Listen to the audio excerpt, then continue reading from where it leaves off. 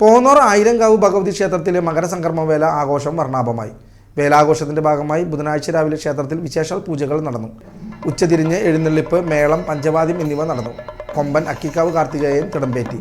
പഞ്ചവാദ്യത്തിന് സർവശ്രീ ചോറ്റാനിക്കര നന്ദപ്പന്മാരാരും പാണ്ടിമേളത്തിന് സർവശ്രീ ചൊവ്വല്ലൂർ മോഹനും നേതൃത്വം നൽകി. തുടർന്ന് വൈകിട്ട് വിവിധ കമ്മിറ്റികളുടെ നേതൃത്വത്തിൽ കാവടിയാട്ടം, വിവിധ കലാരൂപങ്ങൾ, തെയ്യം, ശിങ്കാരിമേളം, ബാൻഡ് സെറ്റ്, നാദസ്വരം എന്നിവ നടന്നു.